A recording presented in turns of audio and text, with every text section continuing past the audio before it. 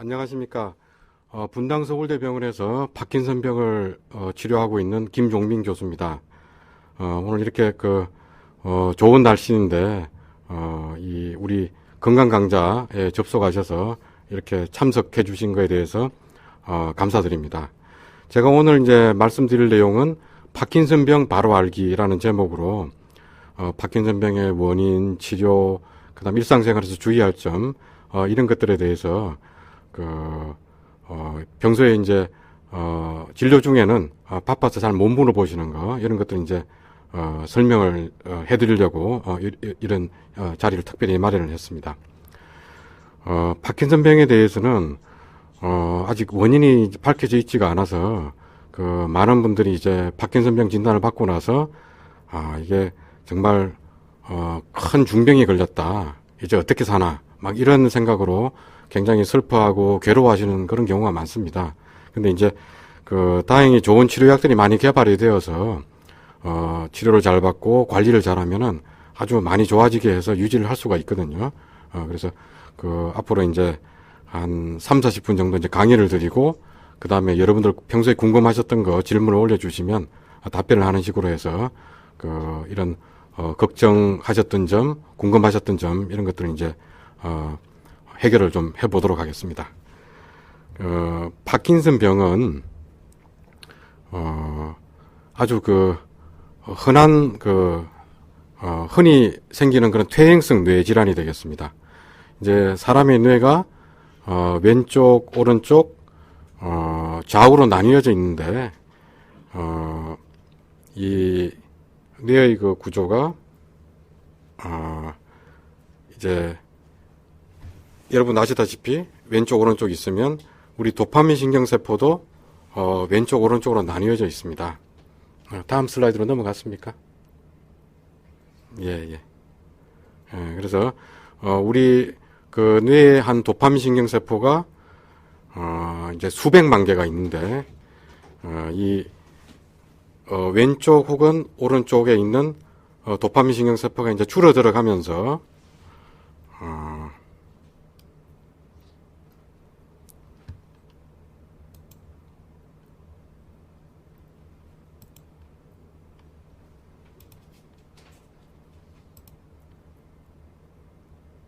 예, 맞습니다. 이 병이 생기게 되는데, 좌우에 좀 차이가 좀 있습니다. 그래서, 왼쪽 혹은 오른쪽이 똑같이 망가지는 게 아니고, 한쪽이 조금 더 많이 망가지고, 한쪽은 조금 더 뒤에 망가지는 그런, 경향이 있는데, 그래서 이제 예를 들어서, 왼쪽에 있는 도파민 신경세포가 좀 더 많이 망가진 분은, 몸의 오른쪽부터 증상이 시작이 되고, 이제 오른쪽이 조금 더 많이 망가진 분은 왼쪽이 왼쪽에서 이제 증상이 시작하는 그런 특징이 있습니다. 이제 도파민 신경세포는 어디에 있냐면은 뇌의 중뇌라는 부위가 있고 흑질이라는 부위가 있는데 왜 흑질이라고 불리냐 하면은 도파민 신경세포에 멜라닌 색소가 있어가지고 이 세포가 검게 보입니다. 근데 이제 여러분 이 사진에서 보시면 파킨슨병이 있으면 여기 오른쪽 편에 보는 것처럼 까만 세포가 까만 부분이 없어진 걸 보시게 되는데 이 멜라닌을 포함하고 있는 도파민 신경세포가 이제 줄어들면 이 까만색이 약해져서 이런 보이는 이런 특징이 있습니다. 이 파킨슨병의 원인, 그러니까 이 도파민 신경세포가 왜 없어지는지를 알면은, 이 병을 근본적으로 치료를 할 수 있을 건데, 안타깝게도 이 도파민 신경세포가 죽는 근본적인 원인은 아직 잘 모르고 있습니다. 그렇지만 이제 이 세포가 죽는 과정, 그리고 그 결과로 어떤 물질이 부족한지, 그게 바로 도파민이 되겠는데, 그런 부족한 물질을 도파민을 공급해주는 좋은 약들이 있기 때문에 이제 치료를 하게 되는 것이죠. 자, 그다음 파킨슨병은 전 세계적으로 노인 인구의 한 1% 정도에서 이제 발생을 하게 됩니다. 주로 이제 노인에서 발생을 하게 되고 그렇지만 이제 평균적으로 이제 발생 연령은 70, 80 이렇게 노인으로 가면은 그 빈도가 점점 늘어나긴 하지만 50대 중반부터도 많이 생깁니다. 물론 30대, 40대도 아주 드물게 환자가 있고 이제 40대로 접어들면 좀 더 환자의 빈도가 좀 올라가고 주로는 50대 중반부터 이제 많이 시작을 하지만 이제 그게 쌓이다 보면은 60, 70, 80으로 가면 환자 빈도가 점점 올라가는 그런 특징을 보이고 있고 우리나라에서 이제 환자의 숫자는 대략적으로 한 10만 명 정도 계신 걸로 그렇게 추정을 하고 있습니다. 그래서 이제 노화 현상, 노인이 되면서 오는 노화 현상의 그 여러 요소들이 파킨슨병도 이제 관련이 되고 있고, 그래서 노인에서 주로 오는 병이지만 50대에서 많이 발생을 한다, 시작을 한다, 그렇게 하시면 되겠습니다. 자, 이 파킨슨병 검사는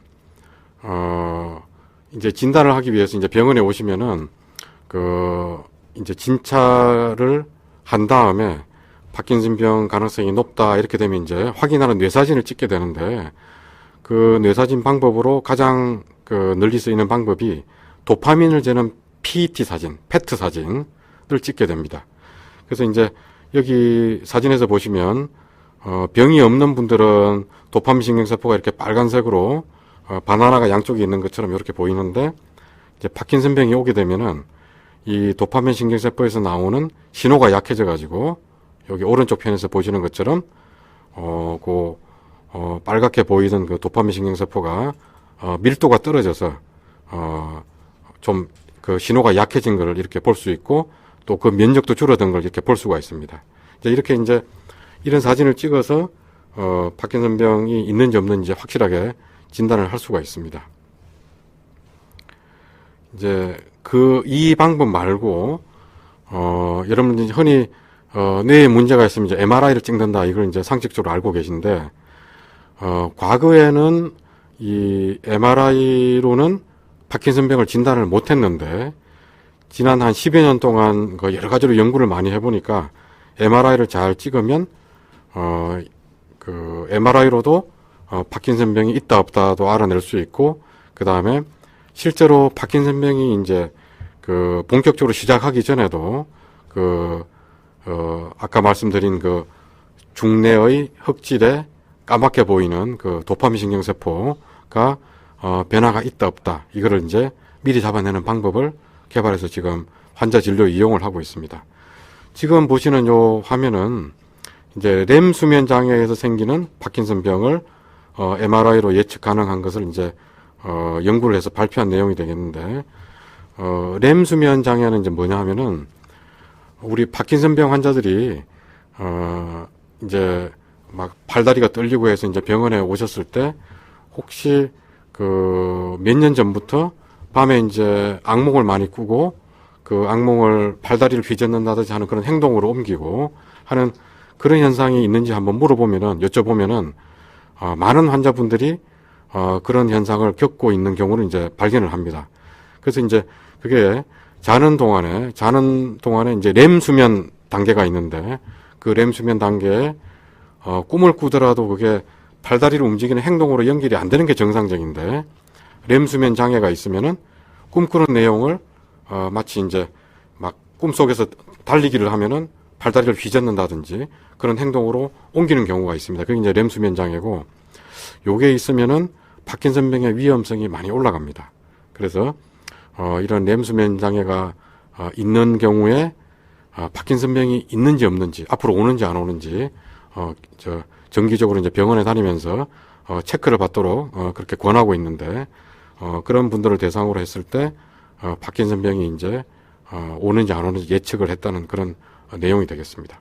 그래서 이제 파킨슨병의 진단은 앞에서 보여드린 것처럼 PET 사진, 도파민을 재는 PET 사진, 그리고 지금 이제 보여드리고 있는 MRI 사진, 이런 것들을 이제 종합적으로 해서 파킨슨병이 맞다, 파킨슨병을 흉내내는 다른 병이 아니다, 이제 이런 판단을 내리게 되는데, 이 진단에 있어서 가장 중요한 것은 역시 환자분이 그동안에 쭉 겪어왔던 여러 가지 현상들, 그리고 그 현상을 전문가가 진찰을 정확히 해가지고 이게 정말 파킨슨 현상이 맞다 하는 그런 내용이 가장 중요한 게 되겠고, 그 다음에 이제 그 뇌사진을 찍고 하는 거는 이제 보조적인 그런 역할을 한다고 보시면 되겠습니다.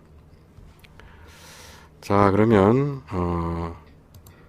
다음에 말씀드릴 거는 이제 파킨슨병의 이제 정상이 되겠습니다. 어떤 현상들이 있느냐?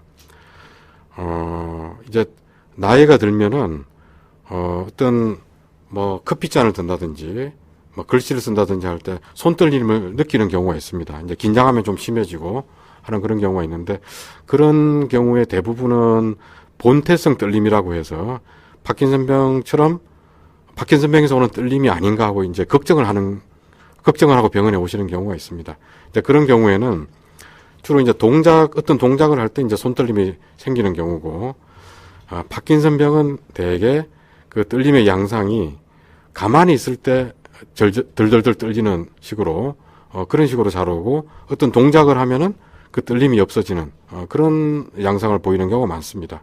그리고 이제 그런 떨림 말고도 얼굴에 이제 감정 표현이 좀 덜 돼가지고 얼굴이 좀 굳어진다든지, 또 걸을 때 한쪽 팔이 잘 안 흔들려가지고 뭐 예를 들어서 왼쪽 팔은 팔 흔들림이 좋은데 오른쪽 팔은 좀 덜 흔들린다든지 그런 게 생길 수가 있고, 또 자세가 좀 구부정해질 수도 있고, 그 다음에 떨리는 쪽에 이렇게 어떤 동작을 할 때 부드럽게 원활하게 안 되고 좀 어둔하다든지, 힘은 있는데 좀 어둔하다든지 그런 거를 느낄 수가 있고, 또 말소리도 약간 소리가 좀 줄어들고 옹알옹알 웅얼웅얼 하는 듯이 그렇게 발음을 할 수가 있습니다.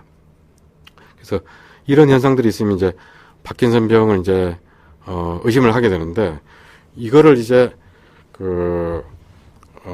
의학 용어로 이제 정리를 하면은 물론 조금 쉬운 단어로 표현을 하면은 크게 떨림, 자세 이상, 강직은 굳는 걸 말합니다. 서동증 이제 느린 동작을 말하는 건데, 요런 것들은 이제 아주 제일 대표적인 운동 증상으로 이제 분류를 해서 요런 현상이 있는지 없는지 체크를 하게 됩니다. 그 다음에 이제 그 밑에 보시면 비운동 증상이라고 있는데, 요거는 다음에 또 설명을 또 해드리겠습니다. 자, 운동 증상부터 이제 쭉 보시면은 떨림, 손떨림, 자세 이상, 그리고 강직, 서동증, 요런 게 있고, 하나하나 좀 더 자세하게 보면, 자, 떨림은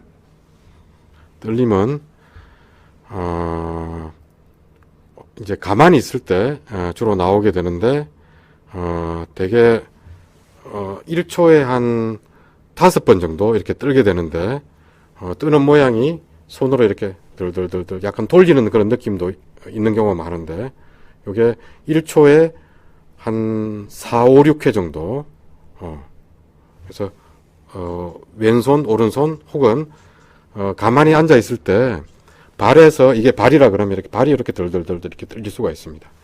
이제 요런 게 이제 파킨슨병에서 오는 안정시 떨림이라고 하는 현상이고, 요게 팔다리뿐만이 아니고 또 다른 부위에서도 올 수가 있는데, 그게 주로 흔히 오는 부위가 턱입니다. 그래서 턱을 이렇게 좀 뜰 수가 있습니다. 그래서 요런 현상이 있으면은, 특히 이런 현상들이 동작을 취할 때가 아니고 그냥 가만히 있을 때, 이제 예를 들어서 멍하니 앉아서 TV를 보고 있을 때 자기도 모르는 새에 팔을 들들들 떨고 있다, 다리를 들들들 떨고 있다, 이런 현상이 있으면 이제 파킨슨병에 대해서 일단 의심을 좀 해봐야 됩니다. 그 다음에 이제 자세 이상인데, 파킨슨병이 아주 초기에는 이런 현상이 잘 안 생기지만, 이제 병이 시작돼서 조금 세월이 흐르다 보면은 균형 잡는 능력이 떨어져 가지고 잘 넘어지는 그런 현상이 올 수가 있습니다. 이 넘어지는 현상은 이제 특히 이제 방심하다가 이제 무심코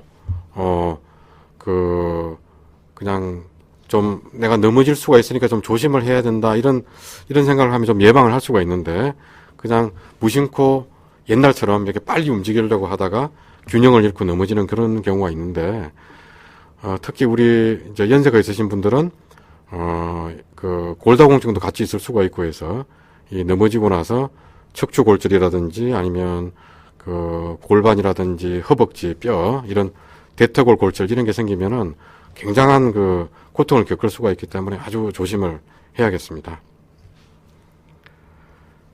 자, 그리고 그 강직 현상이라는 게 있는데 이거는 이제 관절이 굳어진다는 걸 이제 의학 용어로 표시를 한 겁니다. 이거는 환자는 잘 못 느낄 수도 있고 또 좀 심하게 되면은 이 관절이 아픈 굳어 있고 아픈 이런 걸 이제 느낄 수가 있습니다. 그래서 이게 강직이 좀 심해지면은 원활한 부드러운 움직임을 방해를 할 수가 있는데 이제 우리 의사들은 어떻게 이걸 진찰을 하냐면은 팔에 힘 빼세요 하고 이제 팔꿈치나 무릎을 이렇게 구부렸다 폈다 하면은 그 강직 현상이 있는지 없는지를 이제 의사가 판단을 내릴 수가 있습니다. 그래서 이 현상도 이제 파킨슨병을 걱정을 하고 오셨을 때 요 현상이 있으면 파킨슨병을 가리키는 거고 요 현상이 없으면은 또 파킨슨병을 흉내내는 다른 병일 수도 있고 하는 이런 판단의 근거로 삼습니다. 그래서 강직 현상이라는 게 있고 그 다음에 이제 그 대표적인 그 증상으로 이제 아까 말씀드렸던 네 번째 서동증. 서동증은 이제 느려진다고 해서 이제 서자를 써서 동작이 느려지는 건데 이게 여러 그 동작을 할 때 힘이 그리 없는 건 아닌데 이제 마비가 오면은 팔을 잘 못 든다든지 손가락을 잘 못 움직이게 될 건데 그런 건 아니지만 굉장히 반응이 느리고 마음대로 잘 안 움직여지고 느려지고 하는 걸 느낄 수가 있습니다. 근데 이게 특히 잘 느껴지는 게 이제 그럴 때는 이제 자기도 의식을 안 하더라도 이렇게 팔을 자연히 이렇게 흔들게 되는데 그 동작의 이제 한쪽에 제가 서두에 이제 왼쪽 혹은 오른쪽 비대칭적으로 이제 파킨슨병이 먼저 시작을 한다고 했는데 먼저 시작한 부위에 팔 흔들림이 서동증이 와가지고 오른쪽부터 이제 시작을 했다 그러면 왼쪽 팔은 평소처럼 충분히 흔들려지는데 오른쪽 팔은 그 흔들림의 폭이 줄어들 수가 있습니다. 그래서 이제 이제 우리 의사들이 진찰을 할 때 병실에서 진료실에서 이렇게 걸어보게 하고 또 환자나 이제 보호자에게 그럴 때 변화가 있는지 이런 걸 좀 물어보고 이제 판단을 내리게 되는데 그럴 때 팔 운동이 줄어드는 게 이제 서동증의 또한 현상이고 또 한 현상으로는 그 얼굴 표정의 그 생동감이 좀 떨어지게 됩니다. 그래서 이 희로애락을 표현하는 이런 다양한 얼굴 표정이 약간 좀 무표정해지고 굳어 보이는 그런 현상이 이제 생길 수가 있습니다. 그게 이제 얼굴 표정에서 그런 변화가 올 수가 있고 이런 현상들은 다 이제 그 서동증이라고 표현을 하고 이런 현상이 이제 있으면 이런 현상들의 조합을 보고 파킨슨증이 있다, 파킨슨병 같다 이제 이렇게 표현을 하게 됩니다. 자, 이 파킨슨병은 처음에 이제 왼쪽 혹은 오른쪽으로 시작을 해서 세월이 흐르게 되면 이제 1단계, 2단계 이렇게 진행을 하게 됩니다. 그래서 이제 1단계 때는 한쪽 손 혹은 한쪽 발, 왼쪽 혹은 오른쪽 한쪽만 이제 국한돼서 나오다가 그게 수개월 혹은 뭐 1, 2년 지나면서 반대쪽으로도 이제 그 증상이 넘어가서 양쪽이 다 같이 나오게 됩니다. 이렇게 되면 이제 이걸 2단계라고 표현을 하고 다음 단계로 이제 3단계가 되면은 떨림이라든지 서동증 이런 현상들이 양쪽으로 다 나오게 되는데 균형 유지에 조금 어려움이 생겨가지고 자세가 좀 구부정해지고 특히 이제 걸을 때도 약간 불편함을 느끼게 됩니다. 걸음걸이도 많이 느려지고 돌 때도 좀 여러 발걸음이 걸리게 되고 하는 그런 현상들이 생기게 됩니다. 이제 이런 좀 구부정해지는 이런 단계가 되면은 3단계라고 이제 표현을 하고 보통 뭐 중기 이렇게 이제 표현을 하는 경우도 있습니다. 그다음에 이제 좀 더 세월이 흘러서 4단계, 5단계가 되면은 4단계는 이제 뭘 말하냐 하면은 지팡이를 짚는다든지 부축을 해야 된다든지 하는 요런 단계로 좀 더 진행을 하게 됩니다. 요런 걸 이제 4단계로 표현을 하고 5단계가 되면은 이 부축을 하거나 지팡이를 짚고서라도 걷는 게 좀 더 힘들어서 독립적인 이제 보행이 불가능해지고 휠체어를 타고 움직이는 그런 단계로 이제 접어들게 됩니다. 그래서 이제 이런 이제 특히 5단계로 접어들면 이제 말기라고 하는데 여러분들 이제 이런 표현에서 말이죠. 이제 암이 걸렸을 때 말기가 되면은 이제 연명이 얼마 남지 않았다 하는 그런 느낌을 받으실 수가 있는데 이거는 그냥 표현에 불과합니다. 초기, 중기, 말기라는 거는 이제 파킨슨병이 이런 쭉 경과를 보이기 때문에 그걸 표현하기 위한 그 단위에 불과한 거고 말기라고 해서 막 금방 돌아가신다든지 그런 느낌은 받지 않으셔도 되겠습니다. 그리고 이 1단계부터 5단계까지 이제 진행하는 그 시간이 평균적으로는 한 15년, 20년 이렇게 걸리지만은 좀 젊은 나이에 병이 시작한 경우는 이런 게 훨씬 더 오래 걸리고 아주 나이가 많이 들어서 시작한 경우에는 요런 단계가 좀 더 짧은 시간 안에 나오게 됩니다. 그래서 예를 들어서 한 50대에 시작을 했다 그러면 한 2, 30년 후에 요런 단계까지 이제 접어드는 경우도 많고 예를 들어서 80대에 파킨슨병이 시작을 했다 그러면은 한 5년, 10년 후에도 이런 5단계 정도까지 진행을 하는 수가 있고 그렇습니다. 그래서 환자마다 어떤 나이라든지 또 치료에 대한 반응이라든지 또 얼마나 관리를 잘 했느냐 하는 그런 거에 따라서 경과는 상당히 다를 수가 있습니다. 그래서 꼭 예를 들어서 이제 여러분들이 이제 진료실에 와서 대기를 하다 보면은 상태가 좀 안 좋으신 다른 환자분을 볼 수가 있는데 막 그걸 옆에서 보시고 나도 저렇게 되면 어떡하나 언제 저렇게 될까 막 이렇게 걱정을 하시는 경우가 있는데 이제 물론 환자마다 이제 병의 기간이 다 다르고 하기 때문에 다른 환자를 보고 너무 불안해하지 않으시는 게 좋고 그리고 계속 좋은 약이 나오고 있고 좋은 치료법이 개발되고 있으니까 용기를 내셨으면 좋겠습니다. 자, 그럼 이제 요거는 이제 다음 장에서는 파킨슨병과 혼동하기 쉬운 질환에 대해서 이제 좀 말씀을 드리겠는데 이제 정확한 진단이 왜 중요하냐 하면은 치료 방법을 정하고 앞으로 어떻게 될지 예측을 하는 거에 있어서 다른 병하고 안 헷갈리는 게 중요합니다. 파킨슨병하고 이제 헷갈릴 수 있는 병이 예를 들면 치매를 일으키는 알츠하이머 병이 있는데 요거는 여러 가지 양상이 다른 병이고 또 뇌졸중, 중풍, 뇌경색 이런 거의 후유증으로 파킨슨병하고 유사하게 보일 수가 있습니다. 그런 경우는 이제 구별을 해야 되고 다계통 위축증하고 헌팅턴 병이라고 해서 파킨슨증을 동반을 하지만 다른 이상들이 이제 같이 나오는 병, 다계통 위축증이라고 하면 이제 손의 기능 이상이라든지 헌팅턴 병이라고 하면 이제 몸을 막 춤추듯이 움직이는 무도증이라고 한다든지 그런 다른 현상들이 같이 나오는 병들이 있습니다.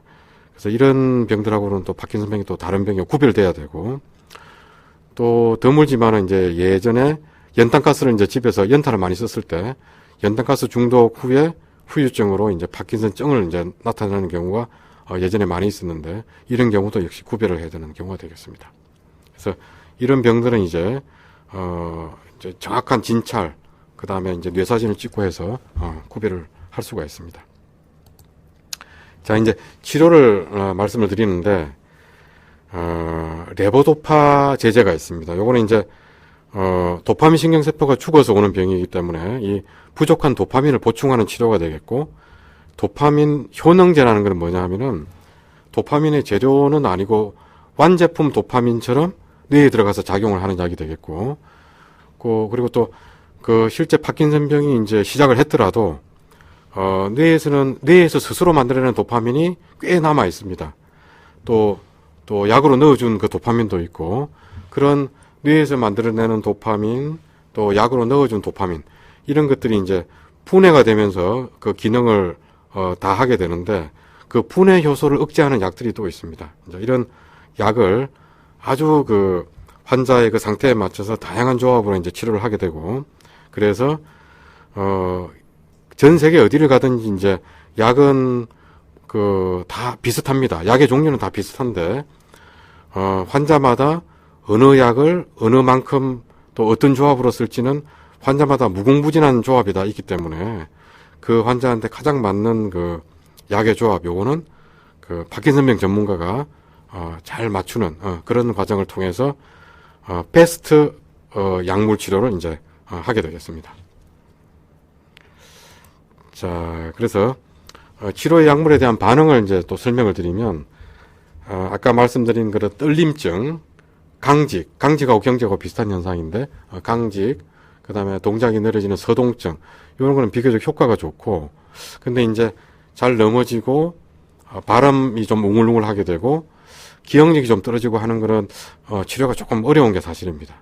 그리고, 약을 이제 처음 쓰고 나서, 또 용량을 올리고 나서, 구토가 생긴다든지, 몸이 좀 꼬인다든지, 또, 그, 약물 용량에 따라서 이제 충동 조절 장애가 생긴다든지, 환각이 생긴다든지 하는 이런 현상들이 병과 약의 상호작용으로 올 수가 있습니다. 그래서 이제 이런 경우는 또, 이런 걸 피해서 약을 쓸 수 있도록 이제 그 전문가가 조절을 해야 되고, 자, 이제 약을 하나하나 이제 간단히 좀 설명을 드리면, 레보도파 제제가 이제 운동 증상 치료에 가장 효과적인 주 치료제가 되겠습니다. 그 다음에 이제 이런 레보도파 제제는 몇 가지 종류가 있는데, 용량도 미리그램도 이제 다양하게 있고, 또 효과가 금방 돌아오는 속방형도 있고, 효과가 좀 천천히 돌아오지만 좀 오래가는 서방형 제제도 있고, 그렇고, 대표적인 그 약의 이름으로는 이제 마도파란 약이 있고, 퍼킨이라는 약이 있습니다. 그 다음에 이제 도파민 효능제로는, 이 도파민 효능제의 특징은 이제 아까 도파민 완제품이라고 이제 설명을 드렸죠. 요거는 이제 레보도파 제제는 보다는 지속 시간이 좀 긴 그런 특징이 있습니다. 대표적인 약물로는 이제 로피니롤, 프라미팩솔 이런 약이 있습니다. 그리고 그 이제 뇌에서 만들어내는 도파민과 약으로 넣어주는 도파민이 억제되는 걸 막는 약, 그 도파민을 분해하는 효소가 마오비라는 효소가 있고 콤트라는 그런 효소가 있습니다. 요거를 이제 억제하는 마오비 아질렉트 혹은 콤탄, 이 콤탄을 또 복합제로 만든 스타레보 이런 약이 이제 있습니다. 자, 이제 이 파킨슨병의 약물 치료의 어떤 한계점이 있는데, 아주 우리 환자분들, 가족분들이 이제 오해를 하는 경우가 이제 많은 경우가, 약물 치료 시작하고 5년이 지나면 약효가 없어진다 이렇게 알고 있는 경우가 많습니다. 이제 근데 이게 좀 잘못 알고 계신 건데, 그 약물 치료 시작하고 나서 한 5년 정도가 지나면은 반수 정도의 환자에서 약물 효과가 이렇게 아주 불규칙해지는 그런 양상을 보이게 됩니다. 그래서 이제 그거를 가지고 약물 효과가 없어졌다 이렇게 표현을 하는 경우가 있는데, 효과가 완전히 없어지는 게 아니고 효과가 좀 들쑥날쑥해지는, 불규칙해지는 그런 현상이 생기는 걸 말하는 겁니다. 그래서 환자분들이 이제 약을 쓰고 나서 5년 후면 약이 안 듣게 된다는데 약물 치료를 좀 늦추면 안 됩니까? 이런 그 불안감, 공포심을 갖고 있는 경우가 많이 있는데, 그거는 잘못된 생각이 되겠습니다.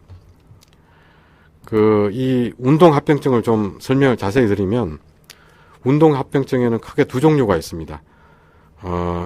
몸이 막 이렇게 흔들거리나 꼬이는 이상운동증이 있고, 그거는 특히 약효가 좀 셀 경우에, 센 타이밍에 나오는 그런 현상이고, 물론 약효가 떨어질 때도 생길 수가 있습니다. 그리고 밑에 빨간색으로 보시면은 약효가 빨리 떨어지는 현상, 이걸 이제 그 영어 용어로 오프에 빠졌다고 이제 이렇게 표현을 하는데, 이것 때문에 이제 약물 복용 횟수가 2번 혹은 3번에서 횟수를 자꾸 늘리는 그런 경우가 이제 생기게 되는데, 요게 약물 농도가 떨어질 때, 요 아래쪽에 보시면 아래쪽 빨간색, 약 기운이 떨어져 가지고 막 더 떨린다든지 더 느려진다든지 하는 이런 이상 운동증과 약효가 빨리 떨어지는 오프 현상, 요런 게 이제 운동 합병증이 되겠고, 요런 현상이 생기면 이제 어떻게 대처를 하냐면은 그 약물의 횟수 조절, 그 다음에 먹는 약의 종류, 또 먹는 그 타이밍, 이런 걸 조절해가지고 이런 걸 최소한으로 줄이는 그런 방법으로 이제 조절을 하게 됩니다. 그래서 이제 많은 경우에 이런 이상 운동증과 약효가 빨리 떨어지는 오프 현상을 100% 다 없애지는 못하더라도 상당 부분 줄여서 이제 일상생활을 유지를 시킬 수가 있는데, 아주 그 일부의 경우, 아주 굉장히 그 심한 경우에는 그 이 약물 조절만으로는 이게 다 안 돼가지고 뇌 심부 자극술이라는 수술을 하는 경우가 있습니다. 이 수술은 이제 그 여기 이 빗장뼈 밑에다가 배터리를 심고 거기서 전극을 귀 뒤로 요렇게 보내서 이제 그 뇌의 그 특정 부위에 전극을 꽂은 다음에 거기서 방해 전파를 흘려서 파킨슨병 증상을 조절하는 그런 원리인데, 이런 치료법으로 파킨슨병의 그런 운동 증상, 이런 운동 합병증, 이런 걸 치료하는 그런 방법이 있고, 또 우리 또 환자분들이 이제 보호자분들이 오해를 하는 게, 이 수술을 하면 병이 없어지느냐? 그건 아니고, 약을 줄이기도 하고 아주 좋은 경우에는 약을 아주 많이 낮추는 경우도 있긴 하지만 병 자체가 없어지는 건 아니고 계속 그 정상 조절하는 그런 효과를 이용을 하는 그런 방법이 되겠고, 모든 환자가 하는 게 아니고 아주 일부분의 환자, 약물 조절로 잘 조절이 안 되는 일부분의 환자가 한다. 이렇게 이해를 하시면 좋겠습니다. 자, 그 다음에 이제 파킨슨병의 비운동 증상에 대해서 이제 말씀을 드리는데, 이 현상들이, 이제 뭐, 떨고 잘 못 걷고 하는 그런, 현상뿐만이 아니고, 다른 종류의 그런 현상들이 생깁니다.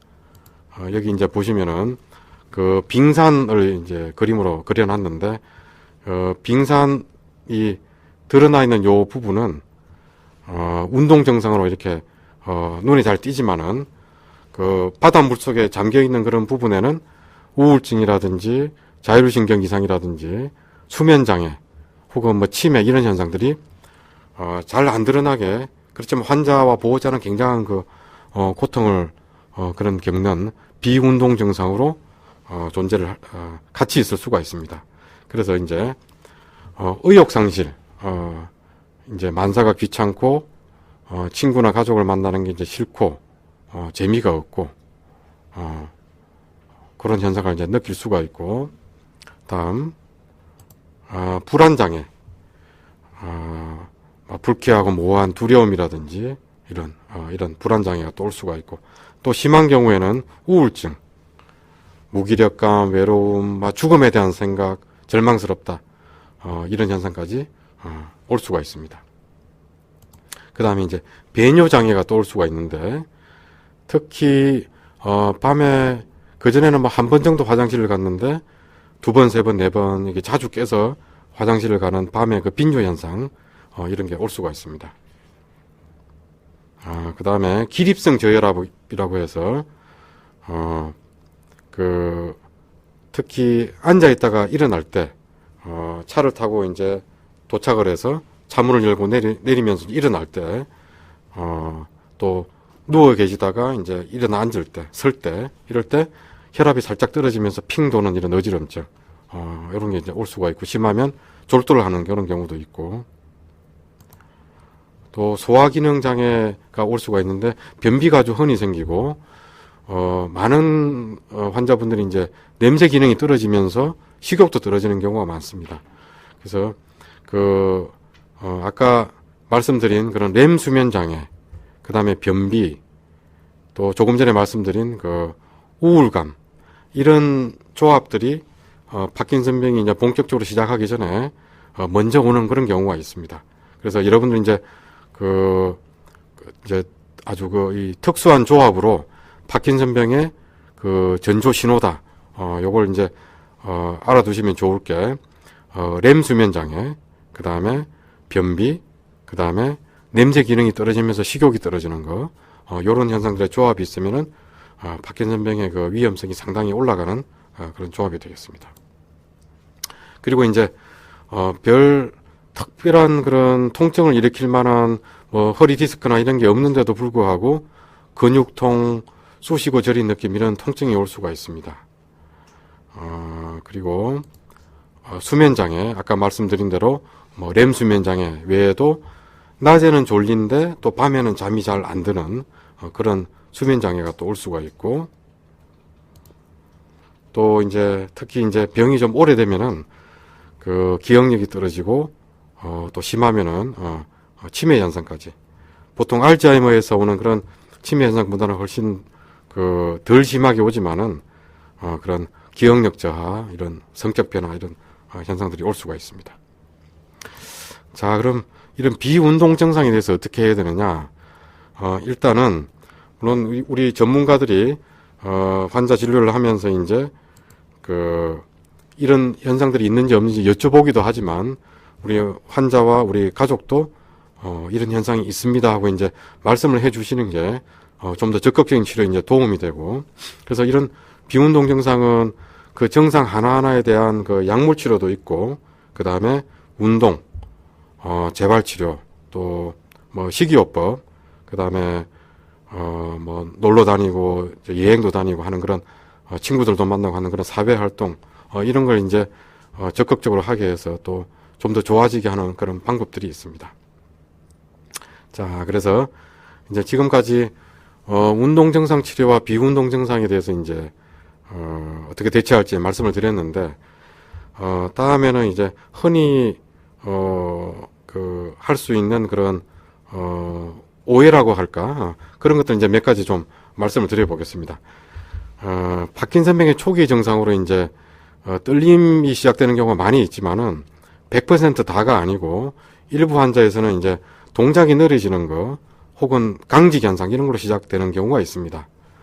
그런 점을 이제 알고 계시면 좋을 것 같고, 파킨슨병이 있으면은 이건 치매다. 나중에 이제 뭐 가족도 못 알아보고 치매 환자 잘못해버린다. 물론 이제 파킨슨병이 오래 되고 나이가 많이 들어서 이제 80, 90 되면은 그 노화 자체로도 이제 치매 위험성이 올라가고, 또 파킨슨병 자체로도 치매 위험성을 올리는 면은 있지만, 그 지금 병이 시작한 50대, 60대, 70대 이 환자분들이 치매에 대해서 너무 걱정을 하실 필요는 없고, 치매하고는 다른 병이고 치료법이 다른 병이다, 이렇게 이제 알고 계시면 되겠습니다. 그 다음에 여기 아주 중요한 내용인데, 운동으로 파킨슨병의 악화를 늦출 수 있다. 요게 그 사실 파킨슨병을 없애는 치료법은 지금은 없지만은 그 현재까지 여러 연구 결과에 의하면 운동을 열심히 함으로써 열심히 하는 분하고 열심히 안 하는 분이 그 경과의 차이가 많이 납니다. 그래서 규칙적으로 운동을 하시는 게 아주 치료에 중요합니다. 요 운동에 대해서는 또 나중에 조금 더 말씀을 드릴 거고, 요거는 이제 아까 파킨슨병은 수술로 고칠 수 있다. 요거는 그 고치는 것보다는 약물 조절로 안 되는 현상을 향상시킬 수 있다. 그렇게 이해를 하시면 되겠습니다. 그 다음에 파킨슨병에 좋은 특별한 음식이 있느냐? 요거는 특히 변비 예방이 되도록 그 채소, 과일 이런 걸 좀 많이 드시고, 또 규칙적인 운동을 하는 것도 변비 예방에 도움이 되겠습니다. 그래서 그런 점들 항상 주의를 하셔야 되고, 또 자연히 이제 움직임이 줄어들고 또 나이가 들고 하다 보면은 근육량이 이제 좀 떨어지게 되는데, 그래서 근육량을 유지하기 위해서 운동도 꾸준히 해주셔야 되고, 단백질 섭취도 충분히 해주셔야 되고, 그래서 골고루 잘 드시는 게 제일 좋은 식사다. 이렇게 하시면 되겠고, 운전을 해도 좋을지 하는 그런 질문을 하시는 경우가 있는데, 아주 조심스럽게 해야 되고, 특히 밤에 장거리 운전은 피하시는 게 좋고, 특히 주차할 때도 아주 조심스럽게 하셔야 되고, 하여간 주의를 많이 기울이셔야 되겠습니다. 그리고 술, 담배, 커피는 어떻게 되느냐? 술은 취하지 않을 정도, 뭐 한 잔 정도 그렇게 드시는 게 좋고, 담배는 이 혈관 건강이 아주 안 좋기 때문에 반드시 끊어야 됩니다. 커피는 많이 드시면 떨림을 좀 악화시킬 수는 있지만 한두 잔 정도는 괜찮습니다. 그래서 이제 그렇고, 이제 요게 이제 일상생활을 위한 그 주의사항이 되겠습니다. 제일 중요한 거는 지금까지 해왔던 그 일상생활을 그대로 유지를 하면서 항상 즐거운 마음으로 이제 살고, 그 다음에 직장이 있으신 분은 그냥 그대로 유지를 하고, 또 가족과 친구들과 하는 그 사회 활동을 그대로 유지를 하고, 항상 잘 드시도록 신경을 쓰시고, 제일 중요한 거 운동을 규칙적으로 이제 해줘야 되는데, 일주일에 적어도 5번 이상 매일 하시는 게 좋고, 적어도 1시간 정도는 걷고 체조하는 그 규칙적인 운동을 하는 게 좋고, 그 등산을 할 때는 이제 낙상 이런 거 아주 특히 조심을 하셔야 되고, 평소에 취미가 있는 운동 뭐든지 다 좋습니다. 항상 즐거운 마음으로 조심조심해서 규칙적인 운동을 하는 게 아주 중요한 내용이 되겠습니다. 일단 그 강의 내용은 뭐 이 정도로 준비를 했고, 이제 그 여러분들께서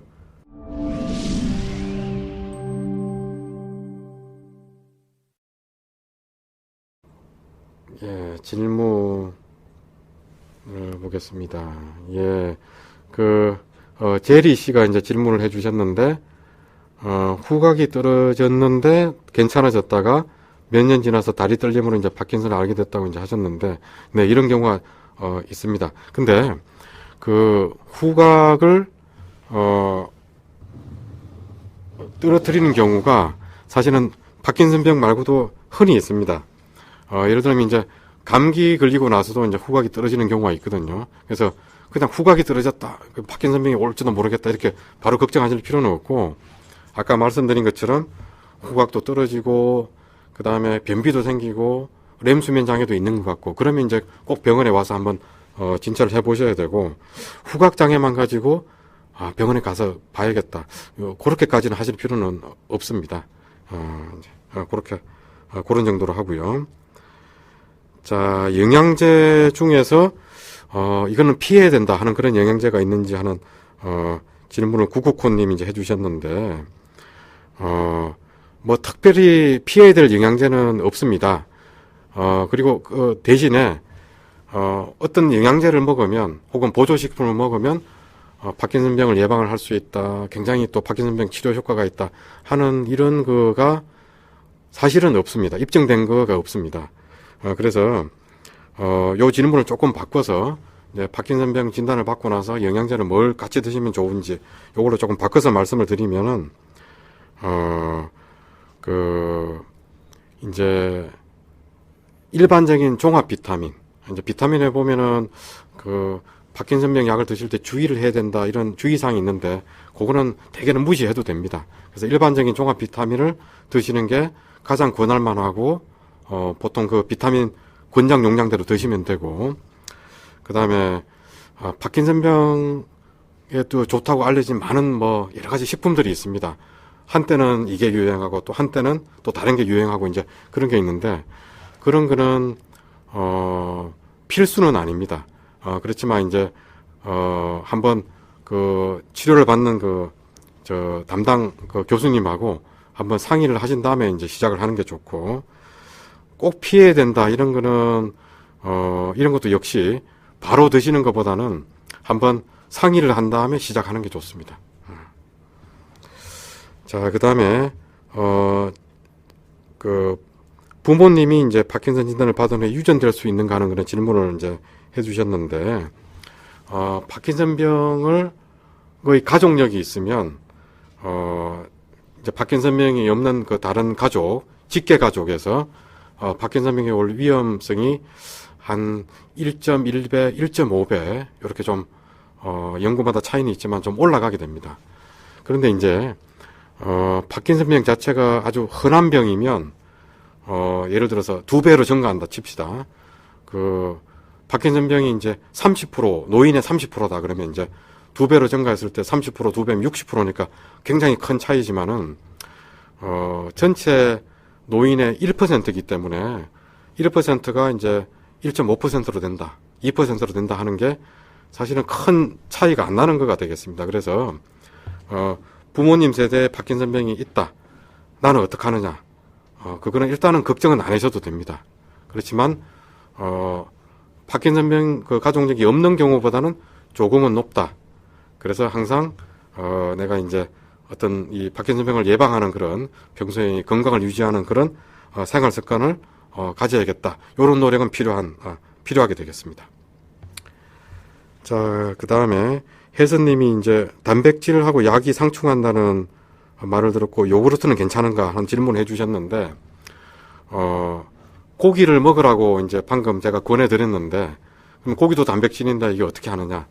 크게 문제는 안 됩니다. 근데 이제 서양 사람처럼 이제 빵하고 우유를 가지고 식사를 한다 그러면 그 우유하고 약이 같이 들어가면은 약의 흡수에 아주 지장이 생길 수가 있습니다.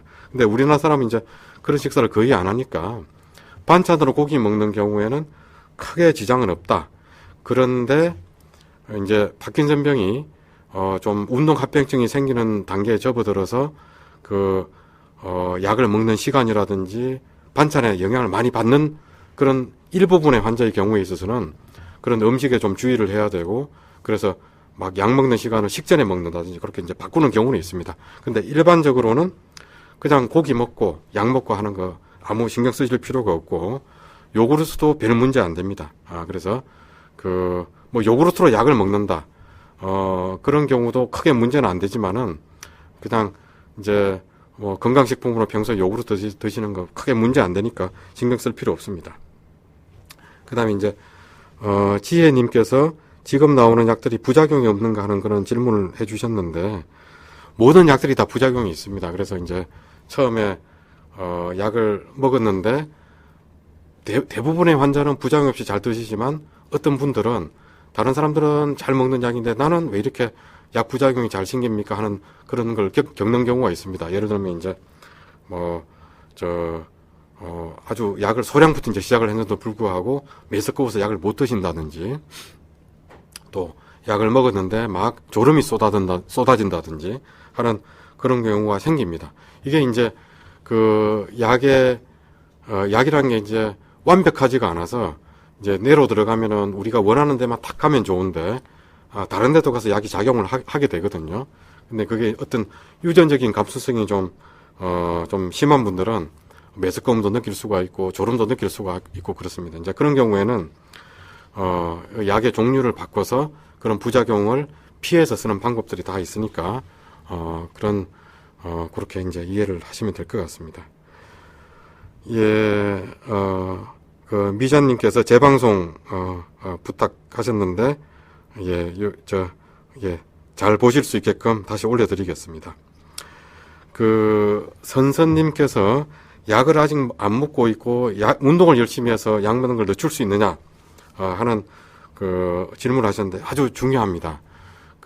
이제 환자분의 나이, 그 다음에 현재 어느 정도나 심한가에 따라서 이렇게 약 시작하는 거 좀 뒤로 미루고 운동으로 이제 하는 진행을 늦추는 그런 경우가 있긴 있는데 사실 운동을 해서 진행을 늦춘다고 하더라도 아주 많이 늦추지는 못합니다. 그래서 의사한테 이제 진단을 해준 전문가한테 다니면서 계속 체크를 받으셔야 되고 당연히 약을 먹는 거에 대해서 너무 불안해하지 마시라는 말씀을 좀 드리고 싶은 게 약을 드시는 거를 너무 참아가지고 일상생활에 큰 지장이 생기면은 그 스트레스 때문에 다른 문제가 많이 생깁니다. 병을 경과해도 결코 좋지가 못하거든요. 그래서 약 약 시작 시기를 늦추기 위해서 이제 그게 특히 5년이라는 게 많이 작용을 합니다. 이제 여러 가지 자료를 보시면은 약 치료 시작 후 5년이 지나면은 약이 안 듣는다. 나는 그래서 약 시작하는 그 시기를 늦추고 싶다. 요런 그 생각을 오해를 하고 있는 경우가 많으신데 그런 거를 피해 갈 수 있는 약을 적절한 시기에 적당하게 시작을 해서 증상을 좋게 하는 게 아주 중요합니다. 그래서 역시 환자에 따라서 환자의 그 상황에 따라서 병의 단계에 따라서 여러 가지 그 특성에 따라서 그런 그 치료가 이제 중요하게 되겠습니다.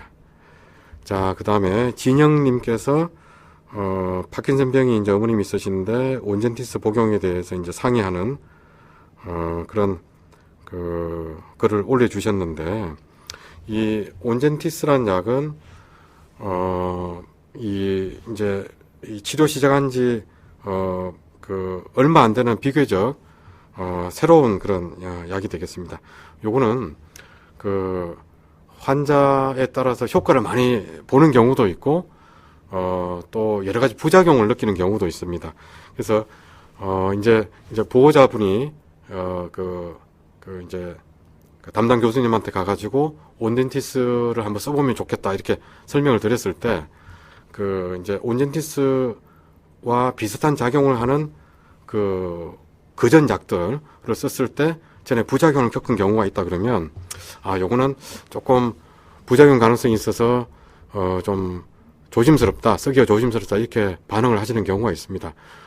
그런 경우에는 이제 물론 상의 후에 한번 시도를 해볼 수는 있겠지만은 역시 그런 부작용 가능성도 있으니까 잘 상의를 해서 쓰는 게 좋겠습니다. 일단은 한번 소량을 조심스럽게 써보고 또 좀 효과를 못 보거나 조금 안 좋거나 하면은 바로 중단을 하는 식으로. 그래서 이제 우리가 어떤 약을 바꾼다든지 신약을 쓴다든지 할 때는 환자와 보호자한테 어느 약이 어떻게 바뀌어서 어떤 문제점이 생길 수 있고 어떤 효과가 생길 수 있으니 이러이러한 문제가 생기면 중단을 하고 어떻게 하라는 그런 설명을 이제 같이 드리는데 그런 조처를 통해서 한번 시도해 볼 수는 있겠습니다. 자, 피해야 될 영양제가 있느냐 하는 거는 이제 요거는 조금 질문을 좀 바꿔 보겠습니다. 한약에 대해서 이제 질문을 많이 하시는데 뭐 일반적인 한약은 잘 상의를 해서 이제 드셔야겠지만 가끔 파킨슨병 약을 끊고 이 한약으로 치료를 해야 된다 이런 말씀을 듣고 오는 경우가 있습니다. 이제 그런 경우는 굉장히 위험한 그런 경우니까 절대 파킨슨 약을 끊어서는 안 되고 꼭 그 담당 교수님하고 상의를 하셔야 되겠습니다. 상태가 조금 나빠졌을 때 반드시 약을 정량해야 하는가 그런 질문이 이제 해주셨는데 사실 이제 증상이 나빠지면은 우리 환자 가족들이 이제 뭘 먼저 생각을 하냐면은 병이 진행했다. 병이 이제 나빠지고 있구나. 큰일 났다. 자리 보전하는 게 아닌가. 막 이런 생각들을 막 하게 되는데, 그 병 자체의 진행 말고도 일시적인 증상 악화 요인들이 많이 있습니다. 예를 들어서, 체중 변화가 있을 때, 이제 운동을 안 해서 이제 살이 쪘다. 그러면 이 먹은 약이 뇌로 다 가는 게 아니고 일부분은 이제 몸으로도 퍼지는데, 이제 군살이 막 늘어나서 체중이 늘면은 상대적으로 뇌에 들어가는 게 좀 줄어들면서 그 약효가 떨어지는 걸 느낄 수가 있습니다. 그러면 이제 운동을 해서 이제 적정 체중으로 유지를 해주고 하면 또 좋아지거든요. 또 예를 들면 이제 변비가 심해졌다. 변비가 생겼다. 변비가 심해졌다 하면은, 변비의 영향으로 약의 흡수율이 떨어질 수가 있습니다. 그래서 이제 그런 경우에도 역시 식이요법을 하고 변비약도 같이 써주고 해서 이제 이런 걸 좋아지게 하면은 또, 증상을 또 좋게 할 수가 있습니다. 그래서 그런 여러 가지 경우가 있으니까, 그런 경우를 고려해서 우리 이제 봐주시는 그 선생님하고 잘 상의를 해서 대처를 하면 되겠습니다. 그 다음에 파킨슨병의 그 어떤, 환경적인 요인이 있느냐, 그런 학설이 있습니다. 뭐, 예를 들어서, 그 수돗물을 먹는 거하고 중금속 함유량이 좀 높은 우물물을 먹는 경우하고, 이제 차이가 난다. 중금속 함유량이 높은 우물물을 먹는 경우에 파킨슨병이 더 잘 온다. 또 혹은 이제 농사 지으면서 농약에 노출되면은 파킨슨병이 더 위험성이 올라간다. 뭐 그런 여러 가지 이론들이 있고 또 동물 실험을 통해서 연구를 하고는 하지만 사실 아직 뚜렷한 그런 원인적인 요인은 아직 좀 찾기가 어렵고 요 질문을 조금 바꾸면 유전적으로 타고난 거는 어쩔 수가 없지만 환경적인 요인 요걸 이제 일상생활 요인으로 좀 바꿔서 말씀을 드리면 여러분들이 이제 건강에 대해서 알고 계시는 많은 일반적인 상식들 뭐 스트레스를 피해야 되고 적정 체중을 유지를 해야 되고 운동을 해줘야 되고 하는 그런 요인들이 파킨슨병을 예방을 하거나 또 경과를 좋게 하거나 하는데 다 좋은 영향을 줄 가능성이 상당히 높고 또 일부는 입증이 되고 있고 그렇습니다. 그래서 일반 상식으로 아시는 건강에 좋은 요인들 스트레스 피하고 즐겁게 살고 마음 편안하게 하고 하는 이 일상생활을 유지하는 게 아주 도움이 되겠습니다. 그 다음에 약은 식후 언제 섭취하시는 게 좋으냐 하면은 약을 드시고 나서 이제 속이 좀 불편할 수가 있기 때문에 약 먹고 이제 식사 다 하고 물 드시고 바로 약을 드시는 게 일반적으로 제일 여러 가지로 제일 편한데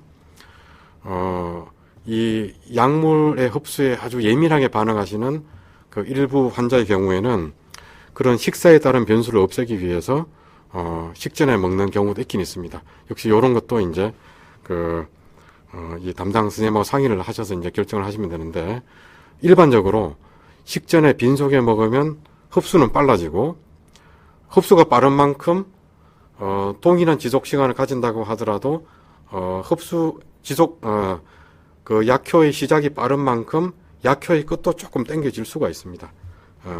근데 이제 흡수가 빨리 돼서 약효를 확 돌아오게 하는 그런 이점을 이제 누리기 위해서 일부러 꼭 식전에 이제 약을 쓰는 경우도 있습니다. 자, 그 다음에 밤에 빈뇨를 이제 호소하시는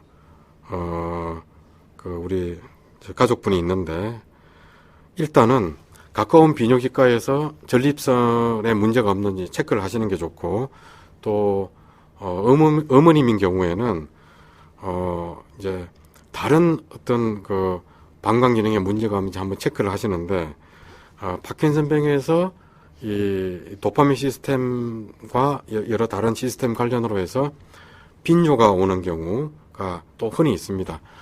이런 경우에는 이제 가까운 동네 비뇨기과에서는 파킨슨병 관련된 거라서 잘 판단을 유보하시는 경우가 있습니다. 그런 경우에는 이제 일단 파킨슨병 전문가 선생님과 상의를 하셔가지고 직접 치료를 하실 수도 있고 이제 종합병원 대학병원에서 비뇨기과로 의뢰를 해가지고 같이 치료를 하는 경우가 있습니다. 특히 밤에 일어나서 잠이 덜 깬 상태로 화장실 가다가 낙상을 하는 경우가 자주 생깁니다. 그래서 이 밤에 특히 빈뇨가 생기는 문제에 대해서는 아주 주의 깊게 봐야 되고 꼭 해결을 해야 되고 또 상당히 향상시킬 수 있으니까 그런 점을 좀 생각을 좀 하셔야겠고 자, 그 다음에 약을 꼭 정해진 시간에 먹어야 하느냐 하는 질문을 주셨는데 일반적으로 그냥 식후에 드시면 됩니다. 근데 우리 밥 먹는 시간이 어디 맛있는 거 먹으러 가서 요리를 먹을 수도 있는 거고 또 조금 불규칙해질 수가 있는데 그거에 크게 구애받지 마시고 그냥 밥 먹고 나서 먹는다. 식사 시간에 맞추면 되겠습니다. 자, 이제 꼭 맞춰서 드셔야 될 경우는 약 먹는 시간에 아주 민감하게 반응하는 경우, 약물 합병증이 있는 경우 이제 그런 경우가 되겠고, 자, 떨림이 있는 팔다리의 간질간질한 느낌, 요것도 파킨슨에서 같이 올 수가 있습니다. 역시 다른 약물 조절을 통해서 어느 정도 해결을 할 수가 있고, 떨림 증세가 불규칙하다고 이제 글을 올려주셨는데, 특히 심리 상태에 따른 영향을 많이 받습니다. 그래서, 이제 아무 생각을 안 하고 있을 때도 안정시 떨림이라고 해서 이제 떨고 있는 경우도 있지만, 그 외에도 긴장을 하거나 뭐 불안하거나 초조하거나 할 때 팔이 많이 떨리는 그런 현상도 느낄 수가 있는데, 이런 떨림에 대해서는 물론 그 약을 써서 이걸 좀 누를 수도 있지만, 특히 이제 뭐 마인드 컨트롤도 하고 말이죠. 또 그런 상황이 오면은 그 물도 한 잔 먹고 또 창밖도 한번 쳐다보고 또 이게 몸도 좀 움직여주고 하는 그런 요령으로 또 그런 불규칙한 떨림도 좀 해결을 할 수가 있습니다.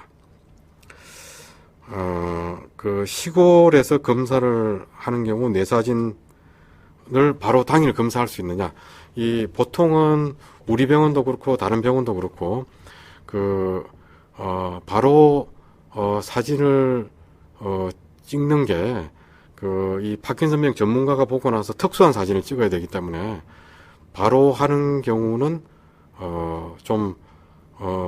그 필요한 사진을 못 찍고 덜 필요한 사진을 찍게 돼서 결국은 더 정밀한 사진, 더 다른 종류의 사진을 새로 찍어야 될 수가 있습니다. 그래서 이거는 이제 그 멀리서 오셔가지고 바로 당일 하는 검사를 하는 그런 편리함을 이제 해드리고 싶어도, 그거보다는 차근차근히 먼저 진찰을 정확히 하고 꼭 필요한 검사, 예를 들면 이제 MRI하고 PET를 하는데 그거를 한날 검사를 할 수 있게끔 이제 예약을 해가지고 하는 그런 식으로 하는 게 우리 병원에 지금 제가 하는 그런 방침으로 그렇게 하고 있습니다.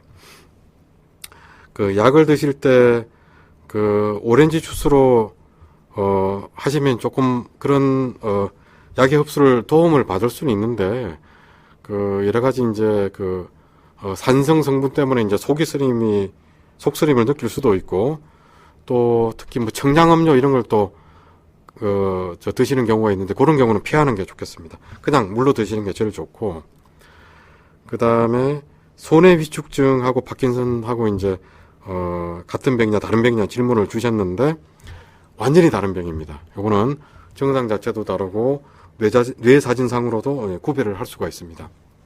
그래서 이제 그 손해 위축증이라고 이제 설명을 들었을 때는 파킨슨 증후군을 이제 파킨슨 증후군의 이제 한 일종으로서 손해 위축증 혹은 다교통 위축증 이런 이제 설명을 듣는 경우가 있는데, 일반 파킨슨병하고는 다른 병이고, 요거에 대해서는 이제 그 병의 초기에 구별이 조금 어려울 수는 있는데, 이제 진단이 확실해지면은 담당 선생님하고 상의해서 구별해서 아셔야 될 것 같습니다. 약은 어떤 이제 떨림 증상이 생기면 약을 먹어야 되느냐, 아니면 그 증상이 있거나 규칙적으로 약을 먹어야 되느냐 하는 질문을 주셨는데, 정해놓고 드시는 게 좋을 것 같습니다. 이제 그 시간을 정해놓고 한다는 거는 이제 그 담당 선생님이 그 환자의 상황에 맞춰서 하루 한 번 먹어라, 두 번 먹어라, 세 번 먹어라, 뭐 식후에 먹어라, 이제 이걸 정해주시는데, 식사 시간에 따른 약간의 변동은 괜찮지만은, 증상이 생길 때 먹는 그런 것보다는, 규칙적으로 쭉 드시는 게 좋을 것 같고, 이제 그 다음에도 여러 이제 질문을 더 해주셨는데, 이제 한 시간이 넘어가서,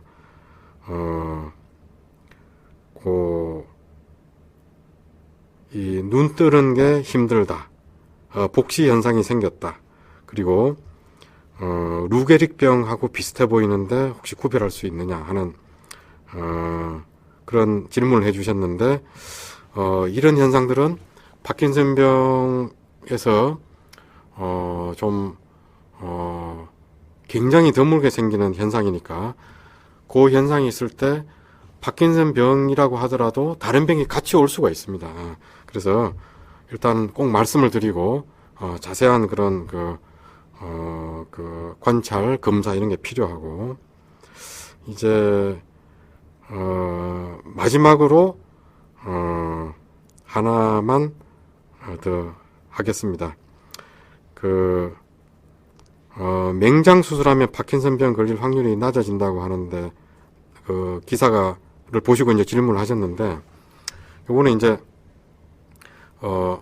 그 장을 통해서 안 좋은 물질이, 뇌로 가서, 신경세포의 어떤 변화를 일으키는 그런 이론이 있습니다. 근데 이거는, 아직 확실한 방법으로 지금 입증된 것은 아닙니다. 그래서 파킨슨병을 예방하기 위해서 미리 장을 절제를 한다든지 하는 그런 전혀 지금 생각하실 필요가 없으니까 그렇게 이해를 하시면 되겠고, 그리고 정말 마지막으로 이제 하나만 더 설명을 이제 하고 이제 마무리를 해야 될 것 같습니다.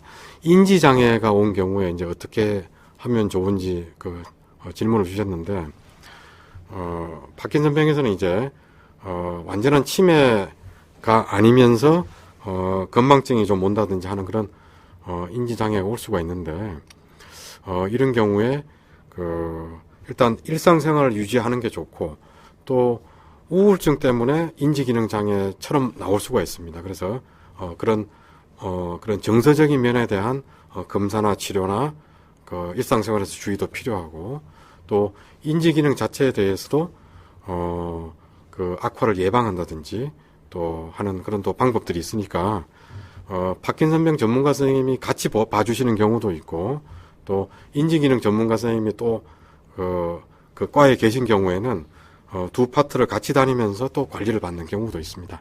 그래서 너무 두려워하지 마시고, 여러 가지 해결 방법이 있으니까 열심히 또 대처를 하면 되겠습니다. 자, 이제 시간이 또 너무 지나서 오늘 이 정도로 마무리하고, 또 오늘 못 다드린 질문은 진료 시간이나 아니면 다음 또 기회 있을 때 말씀을 드리고, 이렇게 또 좋은 시간에 또 좀 버퍼링이 있어가지고 좀 불편하신 점도 있었을 텐데 경청해 주시고 해서 감사드립니다. 이상으로 마치겠습니다. 감사합니다.